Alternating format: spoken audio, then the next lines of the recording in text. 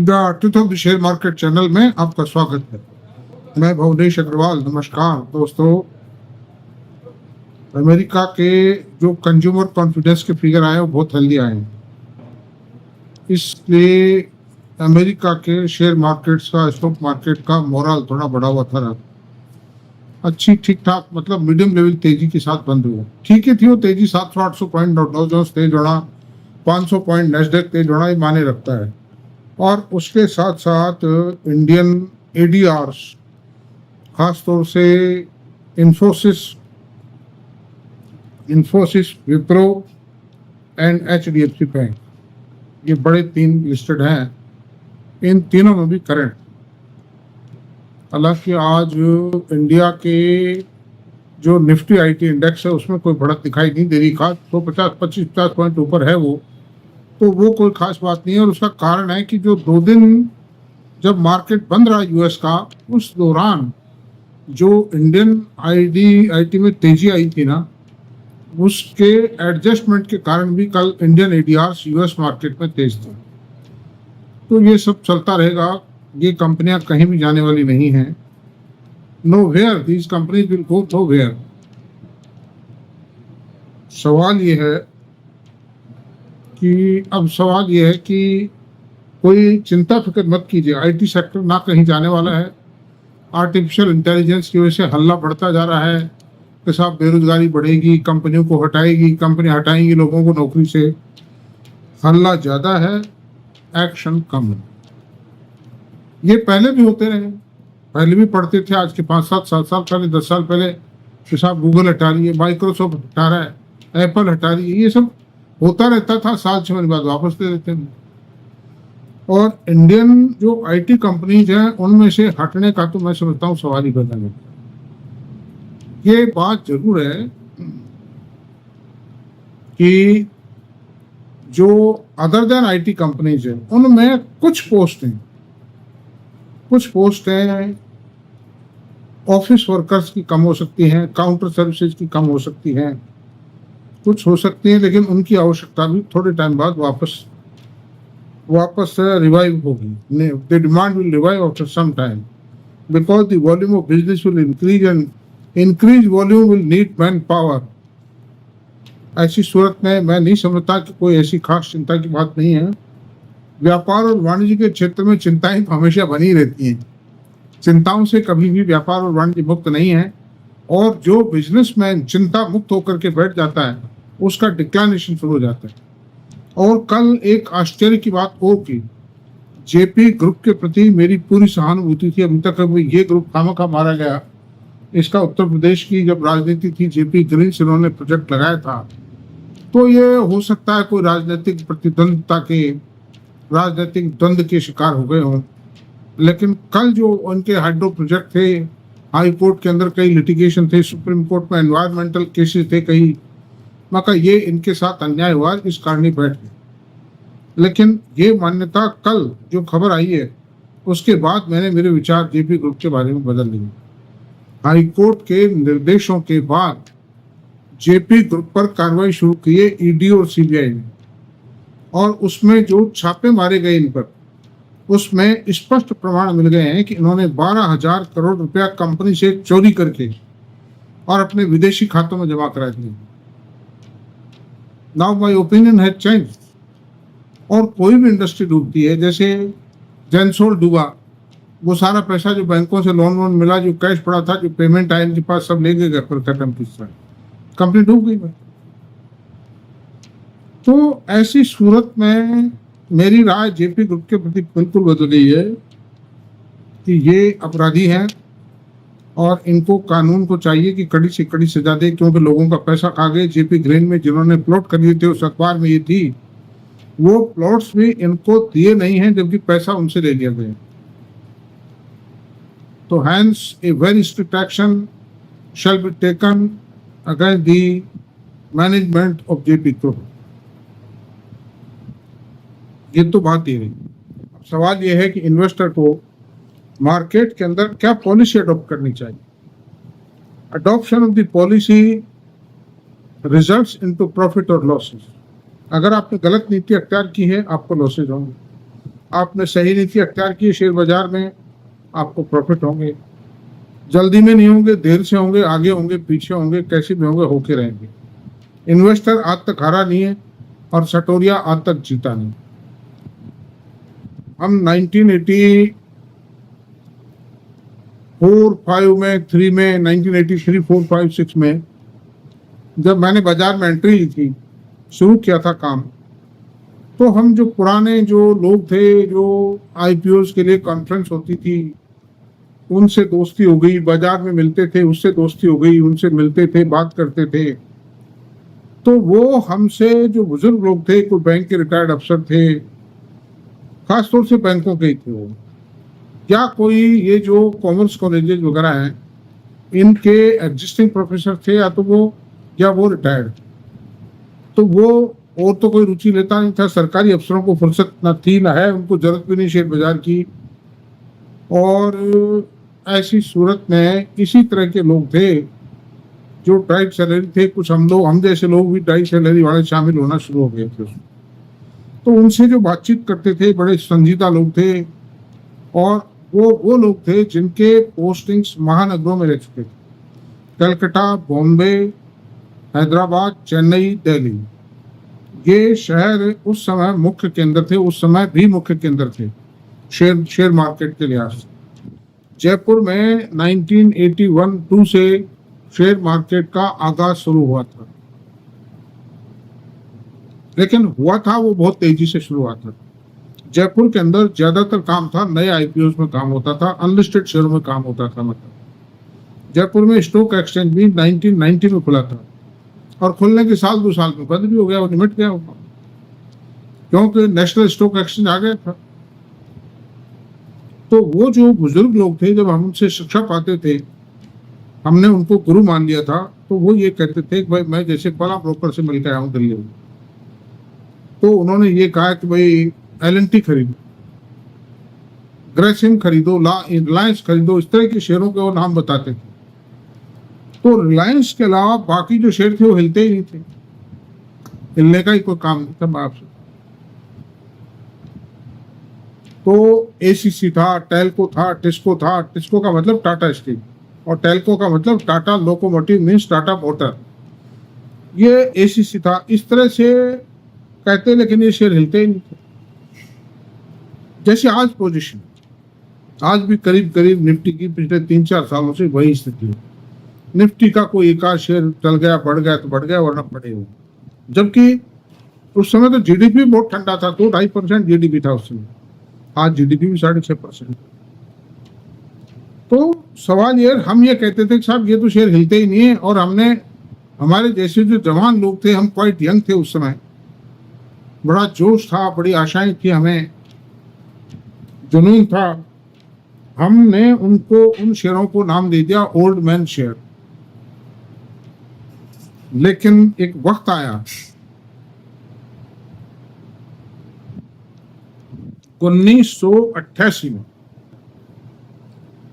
तेजी शुरू हुई।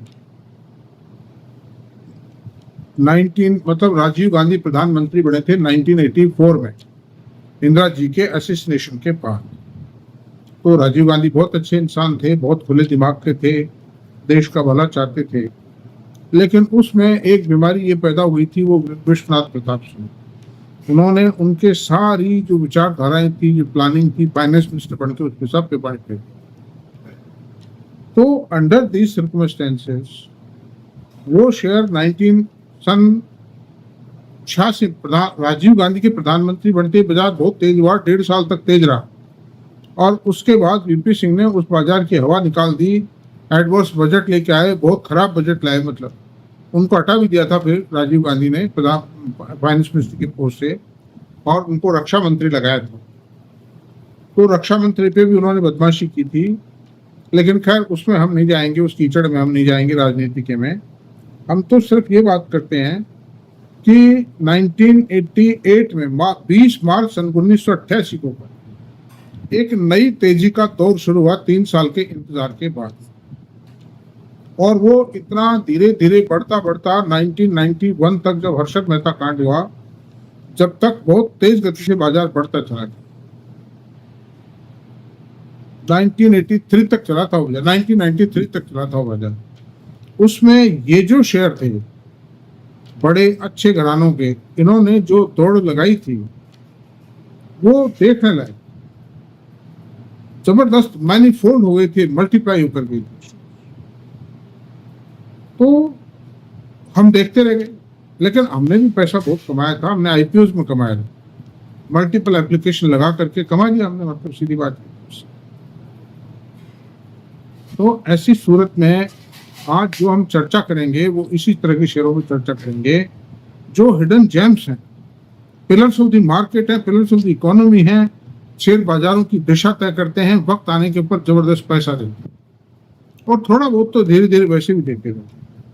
तो उस प्रकार के मैंने 5 शेयरों पर मैं चर्चा करूंगा, किसी को पसंद आएंगे, किसी को नहीं आएंगे। अब मैं आपसे सबसे पहले रिलायंस इंडस्ट्रीज का जिक्र करता हूँ।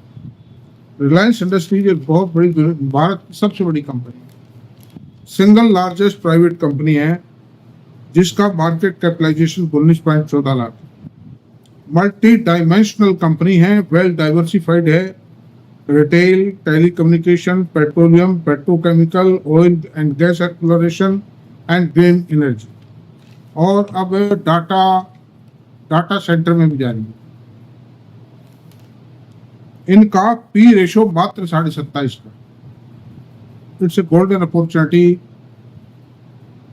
For taking into consideration such type of share. और इसका 10 साल का जो CAGR है वो 22% रहा। 22% CAGR है, 22% CAGR बहुत बड़ी बात है। अब हम दूसरा शेयर है Larsen and tube. Larsen and Toubro में इसकी 5.04 लाख करोड़ का मार्केट कैप, इसका पी रेशो है 34, और इसका CAGR है 5 साल का, 10 साल का 13%, लेकिन 5 साल का 31% CAGR। बीच में क्या था, जो यूपीए गवर्नमेंट ने जो कुछ किया, जो पॉलिसी पैरालिसिस वगैरह रहे, उस कारण से L&T में ग्रोथ नहीं आई, क्योंकि L&T इंफ्रास्ट्रक्चर की कंपनी है। इनका मेन जो पोर्शन है बिजनेस का, मेन जो कंपोनेंट है वो इंफ्रास्ट्रक्चर था। इंफ्रास्ट्रक्चर कंपनी सब बर्बाद है, ये जिंदी तो रही कम से कम, और दोबारा खड़ी हो गई, उसी रफ्तार से चल रही है, लेकिन 5 साल का 31% आया पिछले 5 साल, बिकॉज द इंफ्रास्ट्रक्चर सेक्टर जो अच्छी साइंटिफिकली मैनेज कंपनियां थी वो पनप, इसलिए L&T is also a good bat. Recommendation मेरी कुछ, हिंदुस्तान यूनिलीवर 5.56 लाख का मार्केट कैप है, पी रेशो 53.4 है, ये लोएस्ट पी रेशो है, और इसका CAGR पिछले 10 साल का 11% रहा है। कारण क्या है, पिछले 5 साल में बढ़ने की बजाय गिरा है, वरना इसका भी CAGR 22% होता ना। अगर सन 2020 में इसको देखते तो इसका CAGR 20 से भी ज्यादा था। तो ऐसी सूरत में अब हिंदुस्तान यूनिलीवर की बॉटम प्राइस, जैसे जैसे पर कैपिटा इनकम बढ़ेगी, देश का GDP बढ़ेगा, लाइफ स्टाइल चेंज होगी, रूरल पॉपुलेशन के अंदर HUL के प्रोडक्ट्स की अडप्टेबिलिटी बढ़ेगी, वैसे वैसे ही इसके शेयरों के इसका जो वॉल्यूम ऑफ कंजम्पशन है वो बढ़ेगा। तो इसमें मैं समझता हूँ इट्स ए बॉटम प्राइस, और एक बेसिक फंडामेंटल है शेयर मार्केट का, when others sell you buy and when others buy you sell, it is the best time. आप 2-4 साल 2-3-4 साल इंतजार कर लीजिए, इसमें चमक आ जाएगी, जबरदस्त आएगी। ये कोई फर्जी कंपनी नहीं है, जब तक डिविडेंड का आनंद लीजिए। 40 रुपए डिविडेंड देती है, 2200 रुपए के शेयर पे 2% तो डिविडेंड भी हो गया। अब मैं कहता हूँ नेस्ले समझ गए ना, कॉफी बनाती है और ये मैगी नूडल्स बनाती। किसी भी बच्चे को बढ़िया से बढ़िया 5 स्टार शादी में ले जाइए, ड्राई फ्रूट्स की मिठाइयाँ, एक से एक बढ़िया मिठाइयाँ रखी हैं, वो मिठाई नहीं खाएगा, वो मैगी खाएगा, या पिज्जा खाएगा या बर्गर खाएगा। मेरी फैमिली के बच्चे भी यही करते हैं, मैं देखता हूँ। एंड आई सरप्राइज, मैं कहता हूँ अरे यार मिठाई खाओ ना, तुम क्या बात करते हो, लेकिन वो तो मैगी खाता है। तो now this Maggi is becoming life line of the under teenagers. इसलिए इसका मार्केट कैप 2,34,000 रुपये, स्कोप बहुत है। ना कॉफी की आवश्यकता खत्म होगी, ना मैगी की आवश्यकता खत्म होगी, बल्कि बढ़ेगी। और पी रेशियो इसका 75, ज्यादा नहीं। इसका CAGR 14% है, तो 14% CAGR बहुत बढ़िया CAGR होता है। और अगर ये वॉल्यूम इसका बढ़ा, volume of production, volume of sale बढ़ा, इसका volume in terms of rupee नहीं, volume in terms of quantity अगर बढ़ती है, थोड़ा बहुत भी 5, 7, 8%, 5, 6% का भी जंप आ जाता है ना, तो ये शेयर कहीं की कहीं उछाल खा जाएगा। 14 का पी रेशो बहुत, मैं 14 का जो CAGR है बहुत शानदार शेयर है। HDFC बैंक, एक वक्त था नेस्ले का जो CAGR था वो 25 के आसपास, तो ये पहुंच जाएंगे वापस। मैं वो शेयर बता रहा हूं जो आपको हर सूरत में अदर एसेट क्लास से ज्यादा बेटर देंगे, प्रॉपर्टी से बेटर देंगे, सोने से ज्यादा देंगे, आपके FDR से ज्यादा। और शेयर मार्केट का मतलब यही है कि शेयर मार्केट में आप जो भी शेयर चुने, these are coffee can share. I am telling about the coffee can share. अब HDFC बैंक की बात करता हूं, इसका पी रेशो, इसका मार्केट कैपिटलाइजेशन 14.70 लाख रुपए, second largest company for the market cap point of view in India. P ratio 20.8 है इसका, और इसका CAGR 14 का है। ये CAGR 22 था दोस्तों, लेकिन 5 साल में इस बैंक ने कोरोना काल में कुछ नहीं कर पाया, बैंकिंग सेक्टर में डिप्रेशन था, फिर मर्जर स्कफल में फंस गया, मर्जर हुआ HDFC लिमिटेड का, उससे कई कॉम्प्लिकेशन पैदा हुई। But now the bank has come out from all the problems and it is slowly the price is going to increase. तो ऐसी सूरत में ये 5 शेयर कॉफी कैन शेयर्स हैं, जो आदमी इनको रख देगा, हर सूरत में he will enjoy the scene after 2, 3, 4 years, 5 years। जब देते हैं दिल खोल कर देते हैं, नहीं देते शांत बैठे। बाकी मैं ये कह सकता हूँ कि हिंदुस्तान लीवर का सबसे बेस्ट टाइम है बाइंग टाइम की, मतलब risk factor is very minimum. आप घर में हर महीने हिंदुस्तान लीवर का माल तो खरीद के लाते ही लाते हैं।